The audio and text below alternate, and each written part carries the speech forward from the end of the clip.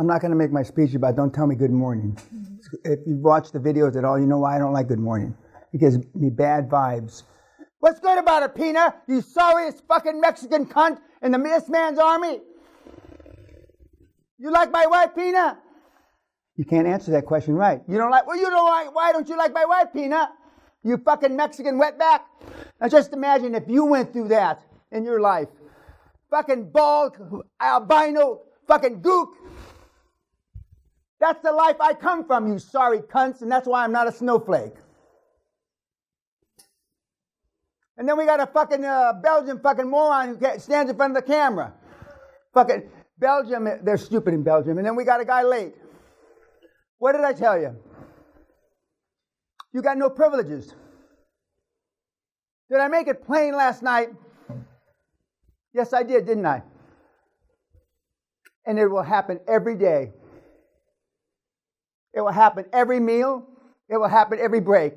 Why? Because you're fucking meathead retards.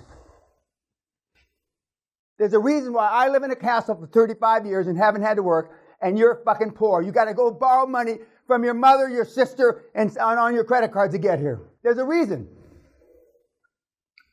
Because your parents were retards. So don't tell me good morning, please. Please be seated.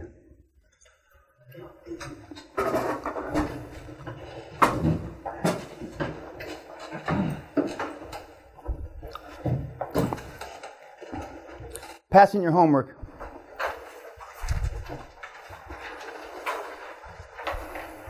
The structure of this seminar is different, not just because it's a day longer, but because we've had a documentary crew here a few weeks ago, actually a couple of months ago now, that I'm going to be part of a worldwide documentary by one of the big international wealth sovereign funds, and titled Financing the Future.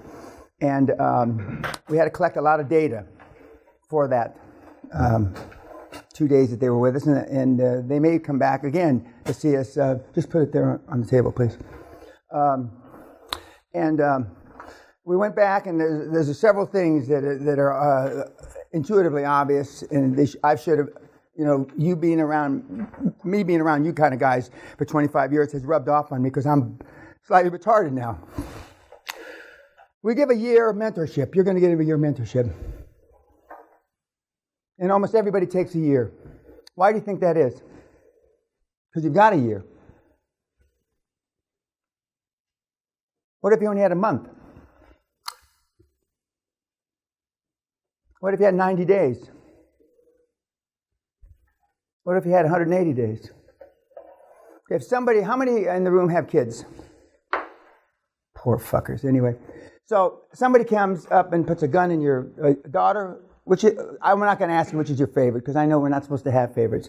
But you just think in your mind whichever the favorite is, right? And this fucking terrorist-looking guy puts a gun to her head and says, you have got till Friday. What's the day of the week of this? What is this? Wednesday. Whatever. You got till Friday to come up with $100,000, or we're going to cut her head off and shit down her neck. The odds are the little skinny shit would come up with $100,000. Why? Because the threat is so overwhelming for something that he loves. I'm giving you the benefit of the doubt. You love the little shit. That he loves, that you'll get it done.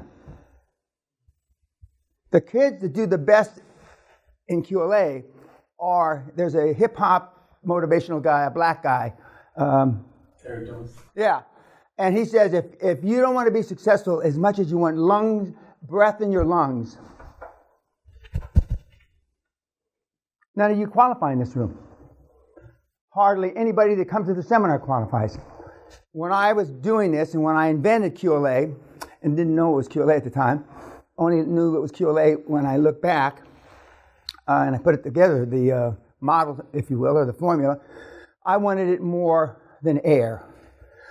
I sacrificed my God, my country, my family, my children, my parents, my friends. And guess what? It happened. It's no different than the guys that have go to the Olympics, and I've had the pleasure and the privilege of training some of them. They have one thing on their mind. They're not going to the Olympics, but getting a medal, and not getting a medal, getting a gold medal. This is the gold medal of your life. This is the financial Olympics of your life. The financial Olympics of your life. And just as Josh Kim illustrated, and he was at the last seminar, and he paid to come to the last seminar, I didn't pay him, although for all the shit that he went through, I should have paid him, because you were on him like a cheap fucking suit. You have no morality. The people in that seminar. He gets thousands of phone calls that he doesn't answer. He gets thousands of on LinkedIn that he doesn't answer. Thousands. Tens of thousands. I'm told he has a cult following of over 1 million. Because they think he's going to spread them the info of the secret sauce. There is no secret sauce. He followed the 7 steps. And he didn't even follow them 100%, but he followed them 90-95%. Okay, the first film you saw last night was what? Everybody wants to do this. Everybody dies for that. And what's the takeaway? Just speak out. Go ahead. People die with regrets, chances they didn't take. This seminar should be called the Regret Minimization Seminar. I didn't know I had this in common with the founder of Amazon, but he's in the regret minimization business. He has modeled his lifestyle, what will I regret when I'm 80? Now that he's 50-something, he says now it's going to be 90, same as me. But I've had 80 for a long, long time. And there's still some things. I have 3 regrets. 1, I'm a combat-trained Army officer. They never saw combat. 2, the day before my mother died here at the castle, I'm screaming at her, God damn it, don't be a bitch, you're not sick, you're not going to die. Next morning, she's dead. Can't go back on that, can you? And the 3rd is I didn't set my goals high enough. Nothing about missing my son or my daughter's Sweet 16 or missing a soccer or a fucking baseball game. None of that shit that you have been led to believe wrongfully are important. I am a world-class eulogy giver. And every single person I've buried, I normally go to see them, but normally they ask me before they die. I go and I say, well, what do you want me to say? And they always say, oh, I'm sorry for it. I didn't take this risk. I didn't do this. I didn't do that. Not that I missed my son's wedding. Not that I missed my 3rd grandchild's birth. All that sloppy, soppy shit. It's the risk they didn't take. And one of your homeworks in 2 or 3 days is going to be based on regret minimization. And when I go talk to the Navy SEALs in a couple weeks, the topic is boots to suits, meaning transition from their military to their civilian life, regret minimization. Because I made that transition 50 years ago. And I'm one of the success stories. I made hundreds of millions.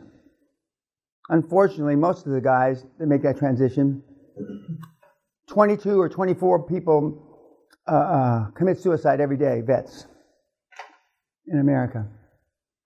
It's a sad fucking commentary. And President Trump is just beginning to turn that around. And as this sign says, are you tired of winning yet? I'm going to go in for some more. If you don't understand, this fucking president has changed finance, the world, forever. The world, not just America. He has changed it forever. Forevermore. And in 2015, early 2016, I predicted if he was serious and he ran, he would transform wealth. He would lead the greatest transformation of wealth the world has ever seen. And that's exactly what he's done. the statistics in America, and it has a ripple effect. America sneezes, the rest of the world gets a cold. He has the best numbers of any president since George Washington. More blacks, more Hispanics employed, less unemployment, and I can go on and on and on.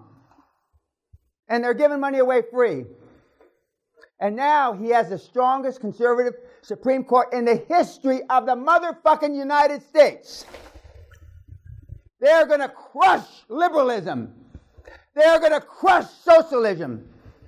And they're going to be there for 20, 30, 40 motherfucking years. Why do you think the Democrats and the liberals fought so hard against Kavanaugh? And if you weren't trying to grope somebody's pussy and tits when you were in high school, there was something wrong with you. And the thing that President Trump said, or allegedly said, about grabbing pussy, there's not a red-blooded man, maybe in this group there isn't, a red-blooded man that doesn't want to do the exact same fucking thing and just not get in trouble. So don't give me that shit. I'm tired of it. I'm tired of the YouTube cunts that aren't the sweat that when I washed my ass this morning. You're going to learn the real way how to create generational wealth in 3 to 5 years, top 7 years, that would normally take 20 to 25 years. Josh Kim, God love him, Asian, Korean, did it in 3 years. But he did almost everything right. Not everything right, almost everything. Now he's flying around in his fucking jet plane. What have you done the last 3 years? Not just you, but the fucking YouTube fucking vaginas. Just imagine if you had done what Josh Kim did in 3 years. 17 years old, you sorry fucking cunts. Most of you were just jacking off on your fucking laptop when you were 17. And in fact, you still are, because you can't get your willy wet.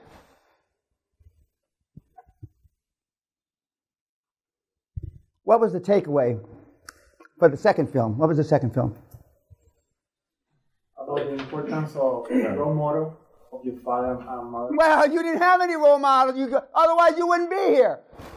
I'm the alpha male father you never fucking had and should have.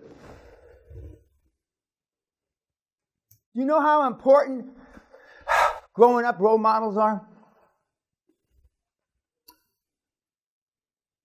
And I'm going to prove beyond a shadow of a doubt, almost everybody in this room is an accident.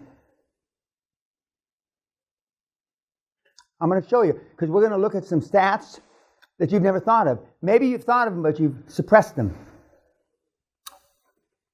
And I'm not just talking about you were born 9 years apart from your brother or sister. I'm not talking, that's easy.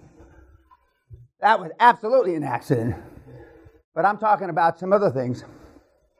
But most of the people, because if you have a half a brain, why do you want to have kids? Kids are hard work if you do it right. The reason why everybody has kids is because they don't raise them right. I.e., here you are. What's the third movie? Gus, with Mike. His role model. And what happened to poor Mr. Tyson? Not poor, he's not poor. After Gus died, he went off the rails. What's the direction? Where's that? Engage in self-sabotaging activities. Big time. And he's getting paid quite a bit of money now to have a show in Vegas where he talks about that. I've never seen the show. Any comments about the three films? We have the forms. If you want to participate in the boxing, you have to fill out a form. Not mandatory.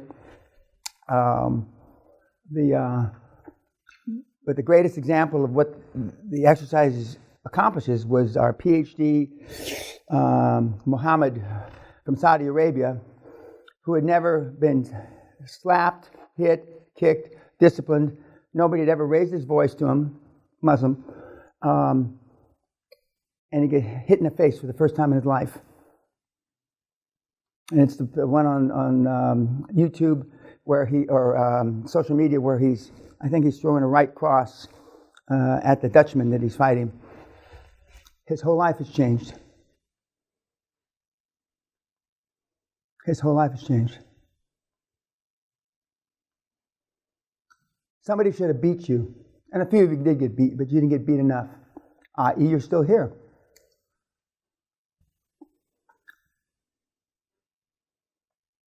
Anything else about the movies that you'd like to comment on? One thing that I took away on the third movie was how Cuss was basically feeding in belief into Mike to bring out the intimidation factor, so when he gets into the ring, he has the opponent beat before he even gets there. And I don't know if it was the first fight, but he got punched, and the first time he got punched in the solar plexus, he cried. Tyson cried. Now, there's a disconnect there because you don't picture Mike Tyson crying, right? But I was at the fight in Las Vegas when he won the championship the first time, and from the guy was a champion, and you could see the fear in the guy's eyes. And Tyson was hitting the guy so hard. I was in the third row. The perspiration, so the third row is about from here to the edge of the ring, here. The perspiration was coming off the guy's head when Tyson was hitting it, and the perspiration was landing on me in the third row. The velocity. And behind me, Danny DeVito, Robert De Niro, and a bunch of actors of Italian extraction. They were pissed off because the sweat was hitting them too. I forget which one of them said, "Hey, what the fuck, we pay all this?" I think it was $500 a seat. We pay $500 a seat to get fucking